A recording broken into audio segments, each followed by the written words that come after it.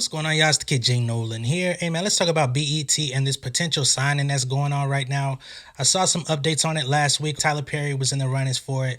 It was moving around on Twitter, and I actually thought it was fake news. But apparently, there's other people that are in the runnings to try to buy this company as well. Paramount currently owns it. Let's get into the specifics and exactly who is trying to bid on ownership for BET. So Paramount is exploring a potential sale of their majority stake in all of BET as a business, all right, which is going to include BET the channel, VH1, and the app BET Plus. Initially, when this story hit the net, Tyler Perry was one of the primary people on the market or in the market to buy BET, which makes a lot of sense because he's in-house over there at BET. He has like 5 or 6 shows on the channel and on the BET Plus app. I think he's like the executive producer of the BET Plus app. So it would only really make sense if they handed the keys over to him because he's already there putting in work and they're pretty much keeping the name alive due to his shows. He's already had a deal in place with Paramount and BET since 2017, so it seems like a natural progression.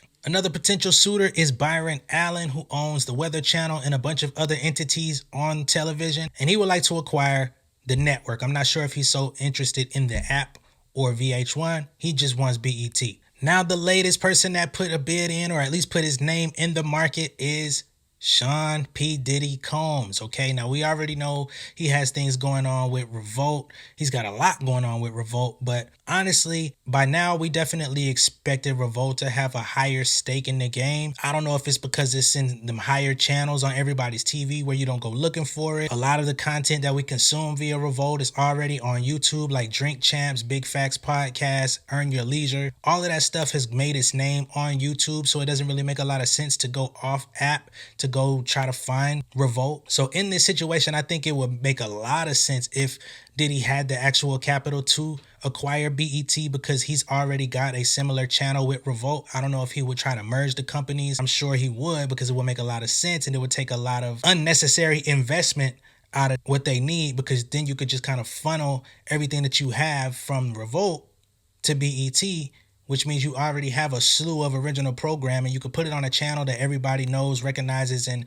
would like to use, you know what I'm saying, but it lacks content. So that would be super dope. If anybody got it, I think I would be leaning towards Diddy. I know everybody has their opinion of him, especially because of the dealings that he's had with his artists over the years. But as a pure businessman, as somebody that understands what type of TV works and the type of programming that Black people ultimately want to see, he's done an excellent job of forming partnerships with people that are of the culture, in the culture, and creating the culture right now. I think if Tyler Perry were to acquire BET, it would just turn into a Tyler Perry fest filled with his shows, filled with his ideas. And a lot of times with the projects that he's putting out, he's one of the singular writers, producers, directors on all of his stuff. So it just creates an experience that just feels amateur. It doesn't always feel refined and like it should be on TV. I respect Tyler Perry as a businessman. I respect what he's done. No way you could take any of that from him. He's had some good movies over time, you know what I mean? But if I look at his career in a nutshell and I think, do I want this guy owning a network that I grew up watching and loving and respecting? No, I don't, to be honest. I could see Diddy. Don't really know much about Byron Allen, although he does have a very vast portfolio of channels on TV. I really don't know what his taste is like. I really don't know what his vision for the company would be. But to be honest, I don't mean to sound like a hater. I'll take anybody over Tyler Perry, to be quite honest. At this moment, it's still very early in the process of them finding potential suitors. Paramount may ultimately not sell at this time. It may take some years to actually get this thing finalized. They're definitely going to have to review the money, the cash flow, review the legalities of all of the different entities under the BET umbrella and see where they're gonna go, who has the money to actually outright buy all of those, including BET Studios, BET the network, BET Plus the app, and VH1. They're trying to get rid of all of them. Of course, you know Paramount is trying to build their Paramount Plus app and make that the destination, the primary destination for new movies, original programming, TV shows, all of that type of stuff. The app still works slow as hell on my TV, so I'm very dissatisfied with both